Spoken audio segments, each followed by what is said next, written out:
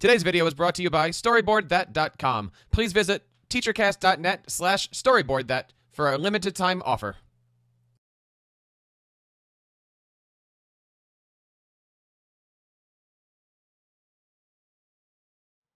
Let's put you on the spot right away. Are you ready to show us some of the awesomeness that you've been doing? I am. Let me get my screen share going here. Okay, so the first thing that I want to share with you is pretty much just a very, very simple way that I share diagnostic essays with my students. As an English teacher, I find it really hard to assess a student on their writing skills if I don't already know what they've been taught and where they're at and what I actually need to instruct them on. So the first thing that I started doing, and this is my first year full on using Doctopus. I used G-Class folders last year, but in being part of that PLN that I'm involved in on Google+, I really learned a lot about Andrew Stillman and just the way that he communicates in the event of an issue. I figured, you know what, I feel like I have enough support that I could really jump into this. So I decided to go for it with diagnostic essays, and I just would give out this template. All it has on it is a header, and I would sort of send that out. Essentially, I just want to run through the organization of what Doctopus, once you run it, what it gives you. When you create a Doctopus roster, you do it on a normal sheet. You want to use the new sheets with the add-ons, and all you really need is the student's first name, last name, and email. Once you have those three things built in your spreadsheet, you can go ahead and run the add-on. If you haven't already downloaded it, you can just get it from the Chrome Web Store, and you go ahead and allow the script to run itself, and what it's going to do is it's going to sort of prompt you through a couple steps. It's going to ask you if you want to build student folders or if you just want to straight up send out actual documents. And I definitely would encourage doing the folders because it makes the organization a lot easier. That's where it's built in the G-Class folders sort of idea directly into Doctopus. So what I essentially did was I sent out my first document to students, which was just a test document to make sure I did it right. But in doing so, it also allowed me to create multiple folders for different uses.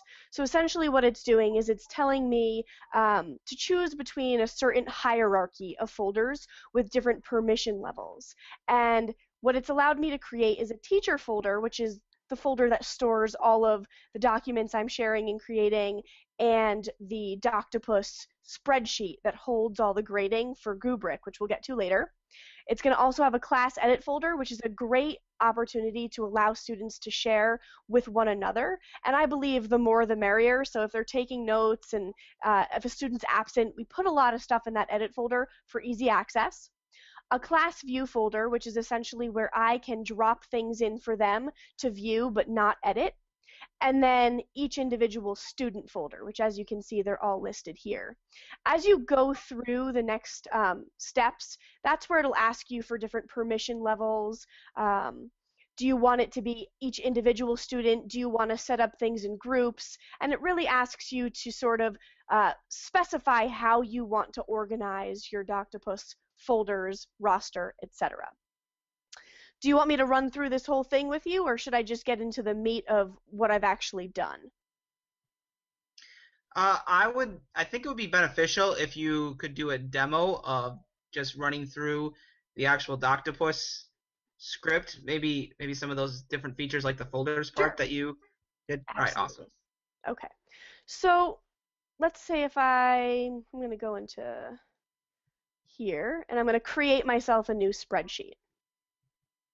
It's blank, there's nothing on it, and the first thing I want to do is I want to throw in some names. I'm going to put myself in one. You can put me. I haven't done a writing assignment in a while. Awesome. Woo. Give me one more. Throw David in there. All right.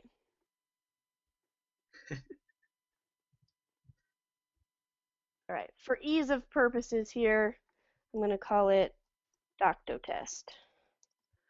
Ooh. All right. And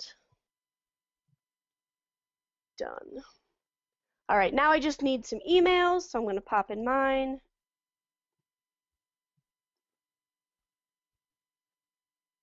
You guys throw yours in the chat, and I'll copy and paste you right on in there. And while you're doing that, I'm just going to make sure I get my Doctopus happening. I'm going to launch it up.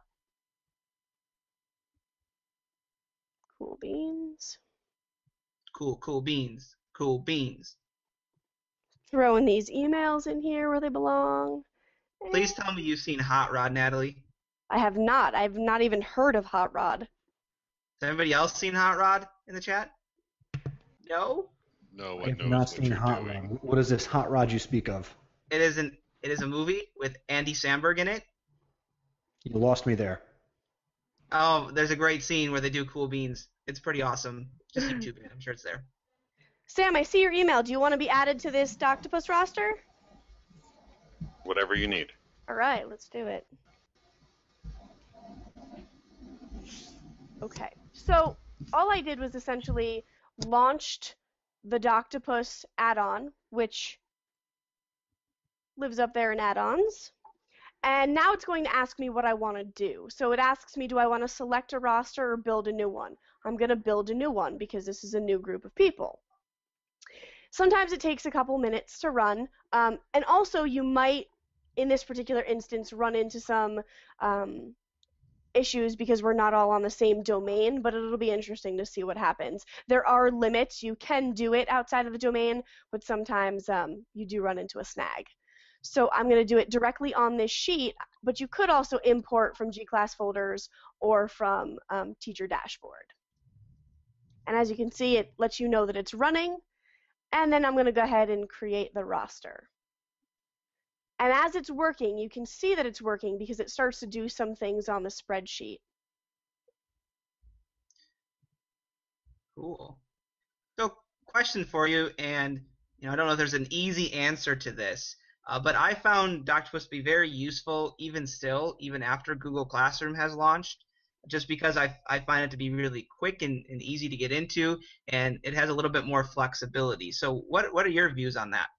I think that it does a really great job of walking you through whatever sort of issues you might be having. And it also helps you really organize well. This is where the organization actually comes in because it's asking me, do you want to create folders? I just want to preface that you want to do this in this step because if you don't do it, you can't go back and create the folders later. So always, if you decide you want the folders, do it in the very beginning in this step 2, because if you don't, you'll have to rerun from the beginning. Okay, Right. so it's going to ask me to create and share the folders, so I'm going to do so, and it should actually pop up pretty quickly into your folders. What's neat is that it's building them, as you can see here, the student folder key. It's building those folder keys so that you can also check to make sure that anytime you send out a document, it's going to the proper folders. So if you guys go ahead and check your Google Drive, you should be able to see these folders up here.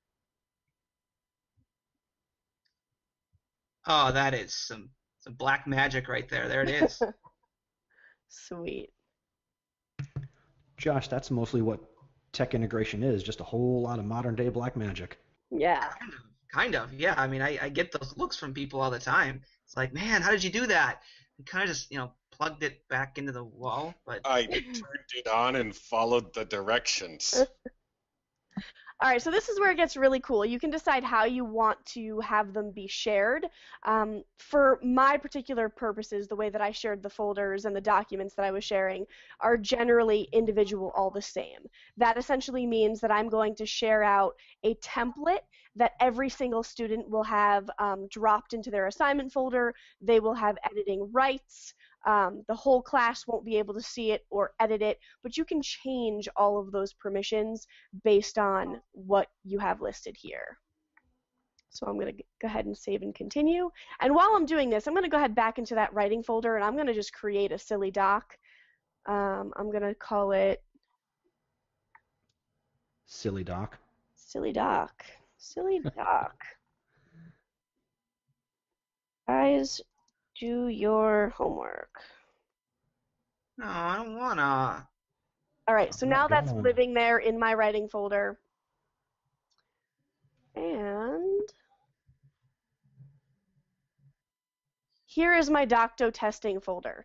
So this is telling me you've created these folders. Here they are. That writing doc, the silly doc, I want to put in there. Put it in my teacher folder. So now I know that this is my silly doc that I want to send out to you guys when it's time to do that. And we're getting to that now. So it's asking me what folder do I want to pull the template from that I'm going to send to you, and it's the teacher folder. Okay, good. Make sure it's the right one. It is. It's got the document in it. Yeah, I always find that stuff to be the tricky one because you want to go into the folder and pick the document, but you need just the folder at that point. Right. And sometimes you need to go back, like because I just added it in there, just refresh it, make sure it knows what it's doing. And what's really cool is that you can also choose to send out differentiated docs, which I do a lot, especially if I'm just using a rubric for like an oral presentation. I can just send out the rubric, and the doc is just a blank doc. So anyway, here's my silly doc that I'm attaching, and when it's ready and it's attached, the blue button turns on, and I can save and continue. And as it's processing, it's going to start actually sending it out. And if you look at the list, you can actually title it however you want to title it, but it's automatically going to title with the student's last name, comma, first name, and the title of that document. You can also notify editors immediately in their email, and I can go ahead and write a little note if I so choose. But I like it, it's good. It also asks me, do I want to create a new folder where all of this information is going to be stored? Because as you guys start completing this assignment, I want to have an organizational system for getting to it rather than having to go and click through every single one of your folders. It's going to create a folder just for this assignment as well, even though I still could click through every one of your folders. That's a fantastic feature. Yes, I agree. Talk about time saving. I have 164 students in my high school classes. If I had to click through 164 folders just to get to the essays that I then have to click into, oh my God, that's so much time that I would be wasting clicking into folders. Hey, Natalie? Yes. What do you do if your students don't have Google Apps for Education email addresses? So there is a limit, and I want to say it's 100 of them a day. So you can send out 100 docs or 100 assignments per day, but don't quote me on that. That's all. It all depends on the domain and what's happened that day and things like that, but I know that you can use it. I actually have used Doctopus for my college classes, and none of us are on the same domain. The way that the college that I work at has their stuff set up, they're not actually even allowed to share regularly. They have a 25 document sharing capacity. So we get around that by using private Gmails and just working through that. And it has worked, but like I said, you have 100 shares per day before it sort of times you out. So my students, we have Google Apps, and they have their Google Drive, and they have all this other stuff, but they don't have access to email. So how do I hook them up with this? I'm pretty sure that whatever ID they're using, because they still have to create a Google ID to create their Google Apps for Ed accounts, it would still go through. You just wouldn't be able to do the emailing feature. Okay. Yeah. Okay. So now it's asking me to run the copy and share, meaning it's going to send that document to you guys into your assignment folder. And this sometimes takes a couple minutes depending on how large your roster is. But what's really neat is that you can watch it happening as it's placing the link to the document directly in this spreadsheet. And as it does it, you should be able to go into your assignment folder and see that document there. What's neat is that I can double check and I can go into the folder that it's created for me right there in my teacher folder, look into it, and look, there's the document it sent all the 4 of us. So that's pretty neat. I can also individually go into my student folders. There you guys are. I can go in and say, all right, let me check out Sam's from here. Oh, Sam, you haven't done your homework yet. Uh-oh, no good. But what's really cool is now I can decide whether or not I want to grade it. Now, in order to grade it, I need to make sure that I've added a rubric. So let me do that now. All right, so now you are transitioning from the point where you've facilitated documents being handed out. So you're saving time kind of on the student end, but also on your end to not have to worry about whether or not your students share it. And that's Exactly. kind of the power of Doctopus. Right, and it gets so much more than what I've actually shown. The capacity to differentiate, to send different documents to different students, to group kids, really means that talk about personalized learning. There's so much more that I can do in my classroom as a result of being able to choose who is getting what, when, and who they're collaborating with, just is more than I've ever been able to do. Because also, think about how confusing it could be passing out all those different papers, having to photocopy them and organize them. Oh, well, how come she's got this one and I've got that one? Now it's anonymous. They don't need to know that the differentiation is happening. It's a really great feature to make sure that kids get what they need and succeed without feeling self-conscious about needing a little more support. Excellent. Natalie, that is totally awesome. So you're going to show us now next the tool that works really well with it called Goobric. Exactly. And all I'm doing right now is I'm putting a rubric into my teacher folder because it's going to ask me what rubric I want to use. So I'm going to go ahead and click continue. Now, are there some parameters you should know about on that rubric? Yes. So a lot has been done. You don't have to use numeric values, but if you use numeric values, it does allow you to put in partial credit on a rubric, which I really like. I believe that there are a lot of gray areas, and a student can be between a 4 and a 5, and I like to have the freedom to put a 4.5. But if you choose to put words, satisfactory, below satisfactory, above satisfactory, you can still click the boxes. You just won't be able to put half credit, but it will allow you to, I think, click 2 boxes. So you can notify them that they were, somewhere in between them, but it could just be a little confusing for them if you're not using numbers. The rule of making a Goobric-friendly rubric is to do it in a spreadsheet, put the numbers or the range at the top, and then your criteria going down on the side. So this is a sample of a writing rubric that I've created. I have 3 criteria and 6 different levels that they could achieve, and I put it in my teacher folder so that I'm now able to go ahead and add the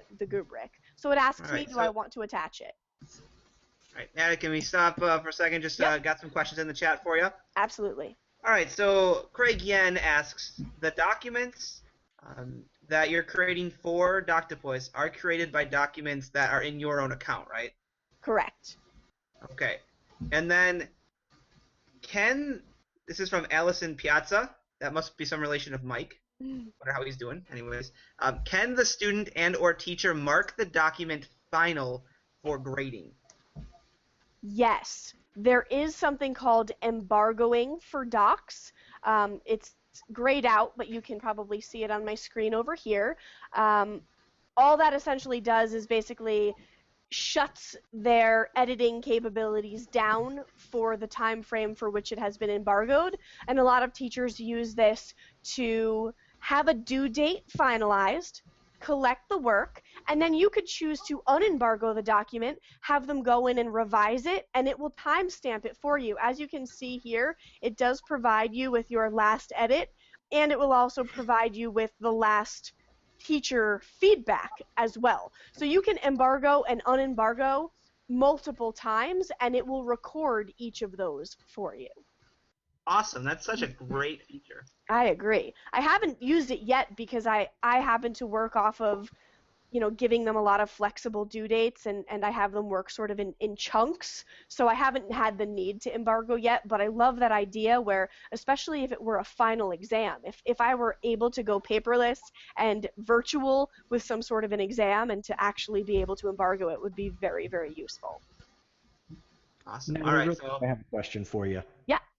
With the rubrics that you said you have to do them in Google Sheets, Right. do you design your rubric from scratch, or is there a place you recommend where you get pre-designed rubrics that you're importing? I design them from scratch because I believe that my assignments and what I've instructed has sort of specific relevance, and I don't like that whole idea of assessing students on things I haven't taught them or haven't at least queued them up that they were going to be assessed on. So even if I am going to pull from a rubric that is more holistic, that fits, I still sort of put it in language that works for me and works for my students. Okay, thank you. Sure. Okay, so essentially what this Goobric is asking me to do is go through these 3 steps. Step 1 is to install the Goobric in case I haven't done so already. You just click it, it tells you whether or not you've done it. If it's not done, it'll have the little blue free button, and you can go ahead and do that. The second one says to authorize it, and you might have to do this every once in a while. Sometimes it falls asleep like a lot of our extensions do. And it'll tell you, congrats, you've authorized it, you're ready to go. Fantastic. And when you're ready, you can go ahead and select your rubric. So it's, again, going to pull up that document picker and ask me which one I want. And that's the one, so I just double-clicked it. And now you can tell it's thinking because the little octopus's eye is doing its thing. And then attach to the assignment. And that means it's capable to actually grade. So the document you picked was the rubric you made? Exactly. Okay. Yep. So I've already sent out the document the students are working on, and now I'm letting Goobric know which rubric I want to use to grade that document. Ooh, I have a great question for you that just came in related to this as it loads up. So can you use Goobric without using Doctopus? Can you use Goobric without using Doctopus? I don't know, but I know that I've used it without any particular assignment attached. That's where I said I used it just for a blank template, and I used it just to grade oral presentations. But in order for it to link in the folder, you have to have that folder file key here listed. Otherwise, it has nowhere to go, and that's attached to the students' usernames and emails so that it knows who it's going to as well. All right, excellent. So I think that we'll mark that under further investigation. Right. Because I know I've seen the little Goobric eye when I've had the extension installed whenever I have a document open. So I wonder, we can check into that further. Okay, so here's essentially what it looks like. So if I were to grade, let's say, Josh, your essay, I would go ahead and open up that link, and you told me it's done. Okay, so fantastic. So I know it's ready to grade, and now all I have to do is click that little eyeball, and it's going to look for the rubric that I added, and essentially it just overlays the rubric on top of the document. And as you can see, my point value is at the top. I can use clicking into the boxes, which will automatically put the number, or I can decide that you've got partial credit, and it'll highlight both of them, but you'll know which criteria it fulfills because I have the numeric value there. In addition, let's give you a higher score. In addition, I can also leave you personal comments. Great job, Josh. And it's going to automatically email you as well as paste this rubric directly onto the document. So that's why with Jeff, I'm not sure if your students don't have an actual email. It might just return to sender, or you might get some sort of a default email saying, it didn't go anywhere, but it still should paste on that document. All right, awesome. Hey, Natalie, yes. Could you do something real quick? Absolutely. I know we're having some issues. Some people are saying that they can't see your feed, so could you unscreen share and rescreen share to get that? Absolutely. Refreshed? Thank you.